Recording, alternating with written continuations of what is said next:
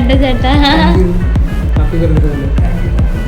ഒരു സൽപുത്രൻ പിറന്നട പണ്ട് മഹാധ്യായം തുടക്കമായെന്ന് ഇരുതിക്കെട്ടും മുഴങ്ങിടും പാട്ട് കൊടും സന്തോഷം പിറന്ന നാട്ട് സ്നേഹം വന്നാൽ മധുരത്തേന് നീനായി പൂവും